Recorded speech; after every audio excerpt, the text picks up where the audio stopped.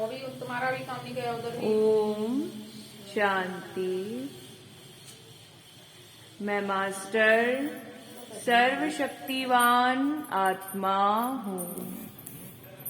मैं मास्टर सर्वशक्तिवान आत्मा हूँ। मैं परम पवित्र आत्मा हूँ। मैं परम पवित्र आत्मा हूँ। सर्वशक्तिवान परमात्मा शिव बाबा का हाथ मेरे सिर पे है। मैं संपूर्ण स्वस्थ निरोगी आत्मा हूँ। मैं संपूर्ण स्वस्थ निरोगी आत्मा हूँ। सर्वशक्तिवान परमात्मा का हाथ मेरे सिर पे है। मैं विघ्न विनाशक आत्मा हूँ। मैं विघ्न विनाशक आत्मा हूँ। मेरे साथ सब कुछ बहुत अच्छा होगा।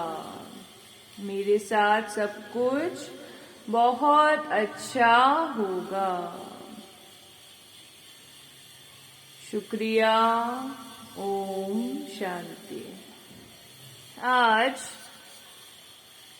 शिव बाबा 17 जनवरी 2023 को हमसे क्या कह रहे हैं?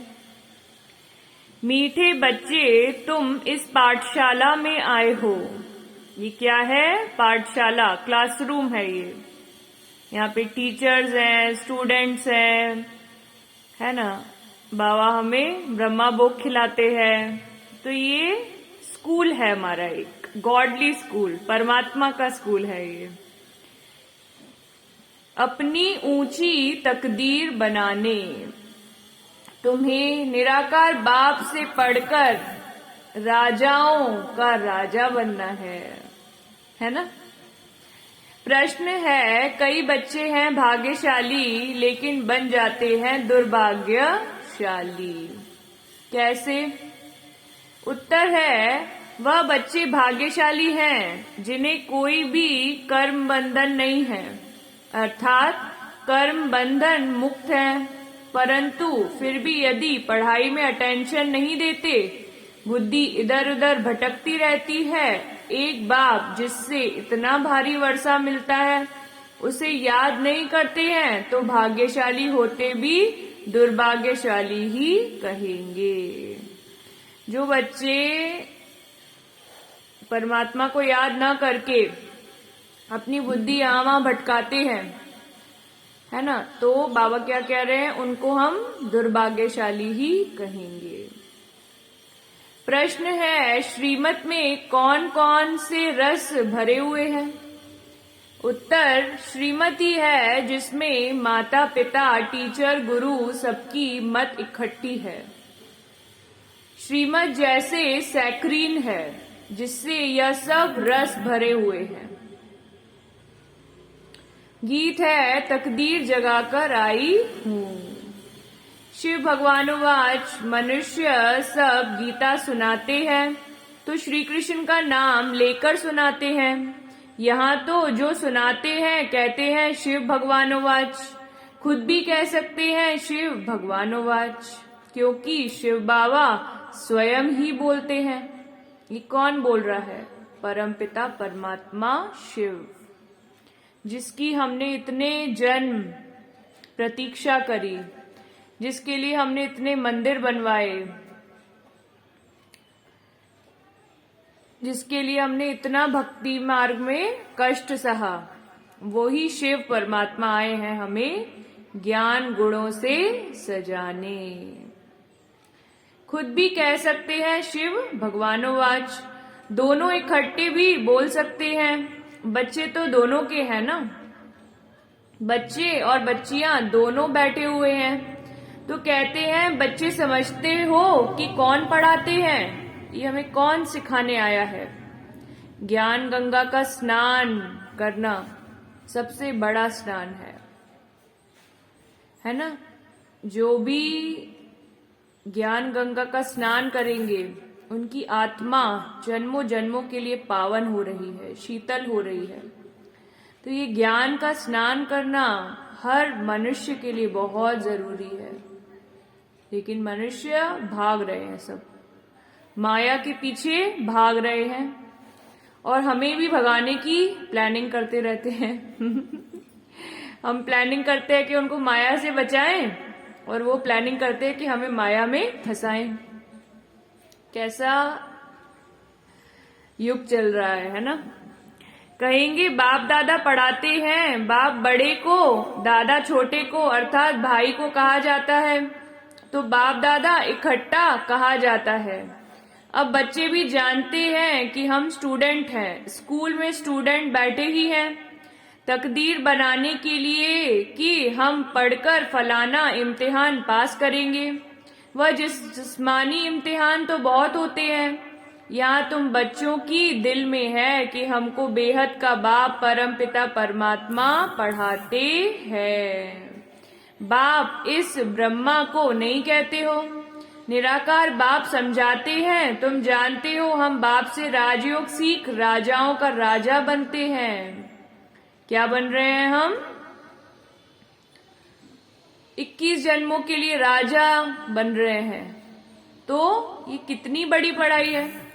राजाएं भी होते हैं और फिर राजाओं के राजाएं भी होते हैं। जो राजाओं के राजाएं हैं उन्हों को राजाएं भी पूछते हैं।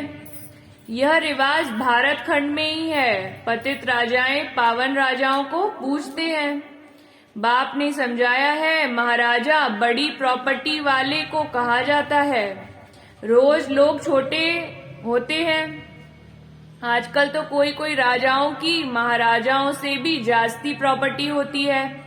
कोई कोई साहूकारों को राजाओं से भी जास्ती प्रॉपर्टी होती है। वहाँ ऐसे अनलॉफुल नहीं होता।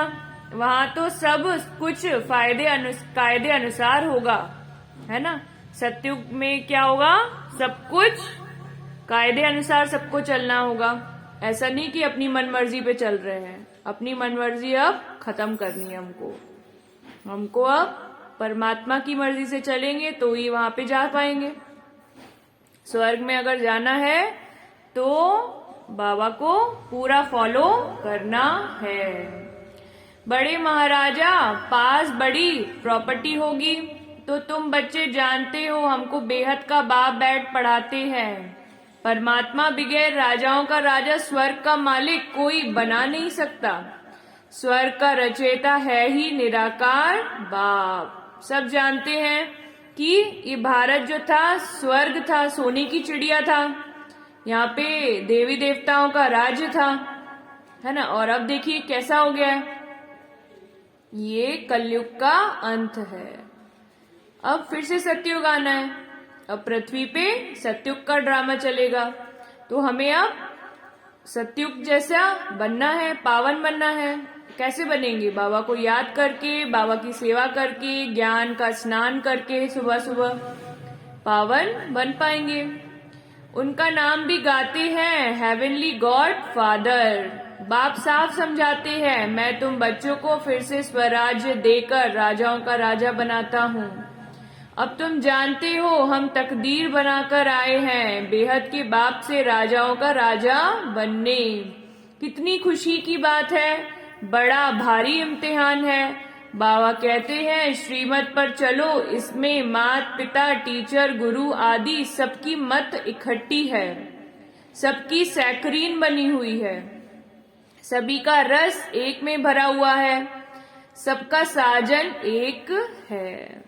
हमारा साजन कौन है? शिव बाबा, ज्योति बिंदु निराकार, ज्ञान का सागर, प्रेम का सागर, शक्तियों का सागर। पतित से पावन बनाने वाला वह बाप ठहरा। गुरु नानक ने भी उनकी महिमा की है तो जरूर उनको याद करना पड़े।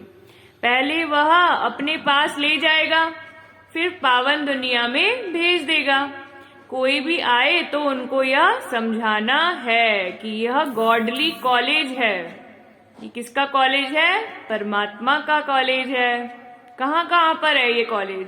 सारे विश्व में है ना? सब जगह दुनिया के कोने कोने में ये कॉलेज है। और ये किसका कॉलेज है? सर्वशक्तिवान परमात्मा का।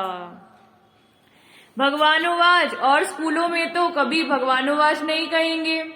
भगवान है ही निराकार ज्ञान का सागर, मनुष्य सृष्टि का बीज रूप। तुम बच्चों को बैठ पढ़ाता हूँ। परमात्मा आए हैं हम बच्चों को बैठ पढ़ाने। यह गॉडली नॉलेज है, यह परमात्मा की नॉलेज है। इसको पढ़ेंगे आप, इसको सुनेंगे और इससे जल को चार्ज करके तो इससे आपके जन्मों जन्मों के पाप धुल जाएंगे। एकदम आप संपूर्ण स्वस्थ हो जाओगे, शीतलता से भर जाओगे, प्रेम से भर जाओगे। परमात्मा की हर बात में ही स्वर्ग है।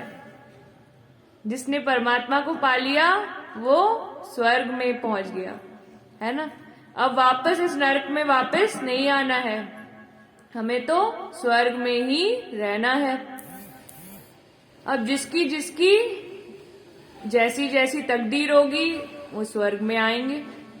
गॉड नॉलेज बरोबर देते हैं, लेसन ऐसे धारण कराते हैं या मर्तबा देते हैं बड़ा। बाकी देवताएं गॉड गॉडेस तो हो नहीं सकते, या माता पिता तो जैसे कि गॉड गॉडेस हो जाते हैं, परंतु हैं तो नहीं ना।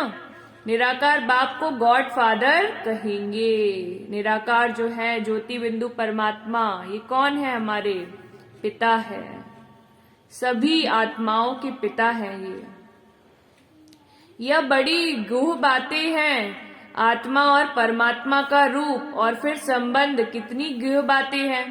पहले तो हम कहते थे आत्मा होती है तो सब कहते पागल हो तुम लेकिन अब देखो परमात्मा ने खुद ही आके बताया है कि हम तो आत्मा ही है सब, हम ये शरीर है ही नहीं। लेकिन लोगों ने कितना पक्का बिलीव हमको करवा दिया था। वह जिस्मानी संबंध काका चाचा मामा आदि तो कॉमन है, यह तो रूहानी संबंध है। परमात्मा से हमारा रिश्ता कौन सा है? रूहानी। हमारी आत्मा का रिश्ता है उस परमात्मा से, है ना? हमारी आत्मा जानती है उसको, ढूंढ रही है। सभी आत्माएं पृथ्वी पे भटक रही हैं, ढूंढ रही हैं परमात्मा को। यह तो है रूहानी संबंध। समझाने की बड़ी युक्ति चाहिए। माता पिता अक्षर गाते हैं तो जरूर कोई अर्थ है ना। वह अक्षर अविनाशी बन जाता है, भक्ति मार्ग में भी चला आता है। तुम बच्चे जानते हो हम स्कूल में बैठे हैं, पढ़ाने वाला ज्ञान सागर है, इनकी आत्मा भी पढ़ती है। इस आत्मा का बाप वह परमात्मा है जो सभी का बाप है। वह पढ़ाते हैं, उनको गर्भ में तो आना नहीं है तो नॉलेज कैसे पढ़ाएं? वह आते हैं ब्रह्मा के तन में, ब्रह्मा बाबा के तन में आकर वो सबको परमात्मा का ज्ञान सुनाते हैं। उन्होंने फिर ब्रह्मा के बदले श्री कृष्ण का नाम डाल दिया है। यह भी ड्रामा में है। कुछ भूल हो तब तो बाप आकर इस भूल को करेक्ट कर अनुभव कराएंगे ना। तो ये सब गलत लिखा हुआ है ना। सर्वशक्तिवान कौन है? परमात्मा है। ये ज्ञान गीता का किसने दिया है? परमात्मा ने, श्री कृष्ण ने नहीं दिया है। निराकार को न जानने कारण ही मूंझ गए हैं पता ही नहीं चलता है ना। जाते हैं श्री कृष्ण के पास, अब उधर से काम नहीं बना तो फिर निकल गए हनुमान जी के पास तो सब क्या है? मूंझ गए हैं। परमात्मा क्या कह रहे हैं? बाप समझाते हैं, मैं तुम्हारा बेहद का बाप, बेहद का वर्षा देने वाला हूँ। लक्ष्मी नारायण स्वर्ग के मालिक कैसे बने या कोई भी नहीं जानते। जरूर कोई न कोई तो कर्म सिखाए होंगे ना, और वह भी जरूर बड़ा होगा जो इतना ऊंच पद प्राप्त कराए। कलयुग में सतयुग की स्थापना करना ये कौन कर सकता है? बताइए आप।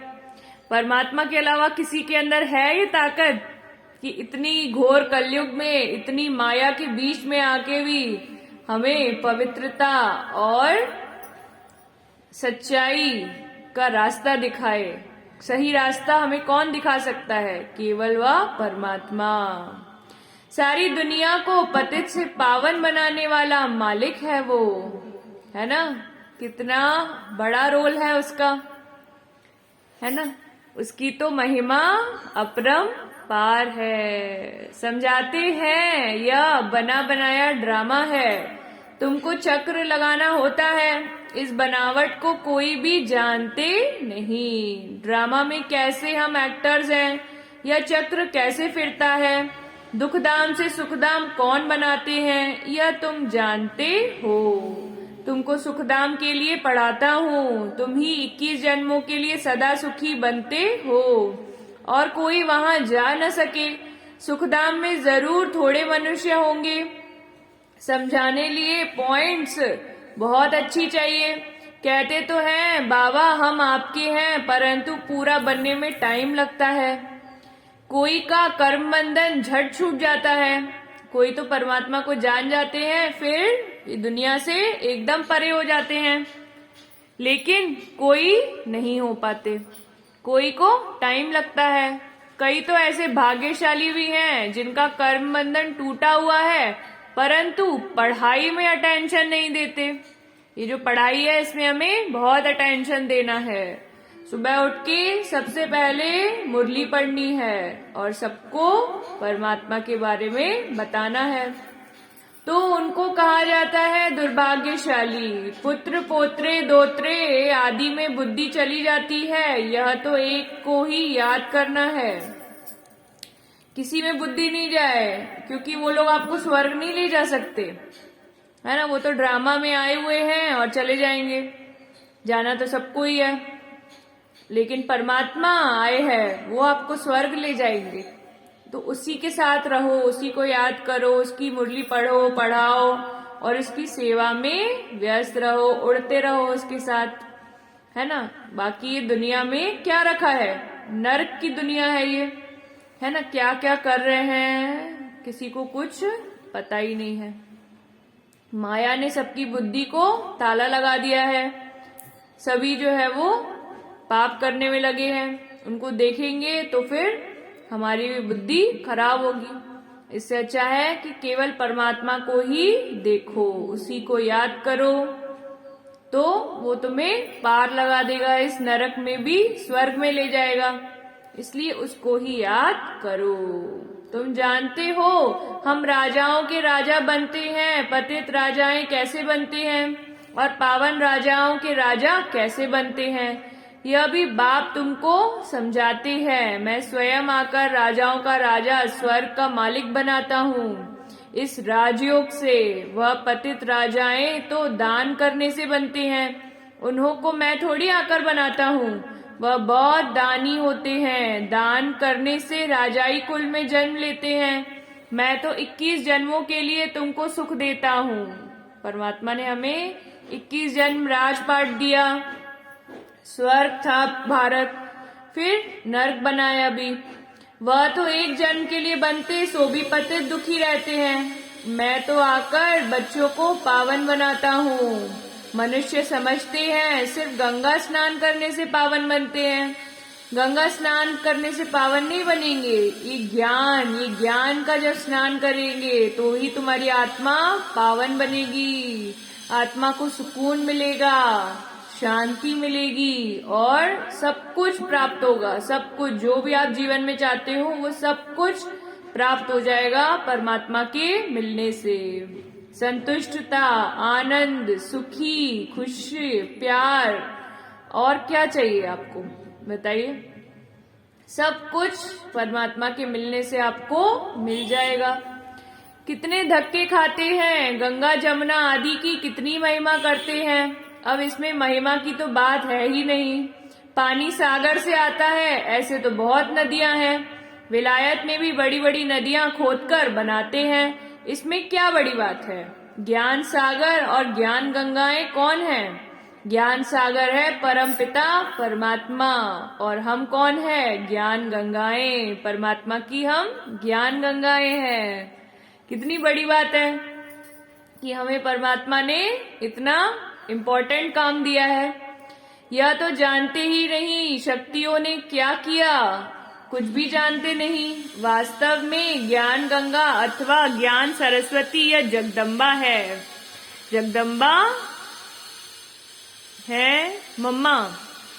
मनुष्य तो जानते ही नहीं, जैसे भील है, बिल्कुल ही बुद्धू बेसमझ है। बाप आकर बेसमझ को कितना समझदार बनाते हैं। तुम बता सकते हो इन्हों को राजाओं का राजा किसने बनाया? गीता में भी है, राजाओं का राजा बनाता हूँ। मनुष्य तो यह जानते नहीं, हम खुद भी नहीं जानते थे, यह तो खुद बना था, अब नहीं है। वह नहीं जानते तो और फिर कैसे जान सकते हैं? सर्वव्यापी के ज्ञान में कुछ भी है। योग किसके साथ लगाएं, पुकारें किसको? खुद ही खुदा है, फिर प्रार्थना किसकी करेंगे? बड़ा वंडर है। बहुत भक्ति जो करते हैं उनका मान होता है। भक्त माला भी है ना, ज्ञान माला है रुद्र माला, या फिर भक्त माला वह है निराकारी माला। सभी आत्माएं वहां रहती है, उनमें भी पहला नंबर आत्मा किसकी है? जो नंबर 1 में जाते हैं। सरस्वती की आत्मा व ब्रह्मा की आत्मा नंबर 1 पढ़ती है। यह आत्मा की बात है। भक्ति मार्ग में तो सब जिस्मानी बातें हैं। फलाना भक्त ऐसा था, उनके शरीर का नाम लेंगे, तुम मनुष्य को नहीं कहेंगे। तुम जानते हो ब्रह्मा की आत्मा क्या बनती है? वह जाकर शरीर धारण कर राजाओं को राजा बनाती है। आत्मा शरीर में प्रवेश कर राज्य करती है। अभी तो राजा नहीं है, राज्य करती तो आत्मा है ना। मैं राजा हूँ, मैं आत्मा हूँ, इस शरीर का मालिक हूँ। अहम आत्मा शरीर का नाम श्री नारायण धाराए, फिर राज्य करेंगे। आत्मा ही सुनती और धारण करती है। आत्मा में संस्कार रहते हैं। अब तुम जानते हो हम बाप से राजाई लेते हैं श्रीमत पर चलने से। बाप दादा दोनों मिलकर कहते हैं बच्चे, दोनों के बच्चे कहने का हक है। आत्मा को कहते हैं निराकारी बच्चे। मुझ बाप को याद करो और कोई कह न सके कि हे निराकारी बच्चे, हे आत्माएं मुझ बाप को याद करो। बाप की ही आत्माओं से बात करते हैं, ऐसे तो नहीं कहते हैं परमात्मा मुझ परमात्मा को याद करो। कहते हैं आत्माएं मुझ परमात्मा को, मुझ बाप को, सर्वशक्तिवान को याद करो, तो इस योग अग्नि से तुम्हारे विकर्म विनाश होंगे। बाकी गंगा स्नान से कभी कोई पाप आत्मा से पुण्य आत्मा नहीं बन सकते। गंगा स्नान कर फिर घर में आकर पाप करते हैं। इन विकारों के कारण ही पाप आत्मा बनते हैं। यह कोई समझते नहीं। बाप समझाते हैं कि अब तुमको राहु का कड़ा ग्रहण लगा हुआ है। पहले हल्का ग्रहण होता है, अब दे दान तो छूटे ग्रहण। प्राप्ति बहुत भारी है, तो पुरुषार्थ भी ऐसा करना चाहिए। बाप कहते हैं मैं तुमको राजाओं का राजा बनाऊंगा, इसलिए मुझे और वर्षे को याद करो, अपने 84 जन्मों को याद करो। इसलिए बाबा ने नाम ही रखा है स्वदर्शन चक्रधारी बच्चे। तो स्वदर्शन का ज्ञान भी चाहिए ना। बाप समझाते हैं यह पुरानी दुनिया खत्म होनी है, तुमको मैं नई दुनिया में ले चलता हूँ। सन्यासी सिर्फ घर बार को भूलते हैं, तुम सारी दुनिया को भूलते हो। यह बाप ही कहते हैं कि अशरीरी बनो, मैं तुमको नई दुनिया में ले चलता हूँ। इसलिए पुरानी दुनिया से, पुराने शरीर से ममत्व तोड़ो, फिर नई दुनिया में तुमको नया शरीर मिलेगा। देखो श्री कृष्ण को श्याम सुंदर कहते हैं। सतयुग में वह गोरा था, अब अंतिम जन्म में काला हो गया है। फिर नई दुनिया में तुमको नया शरीर मिलेगा। देखो श्री कृष्ण को श्याम सुंदर कहते हैं।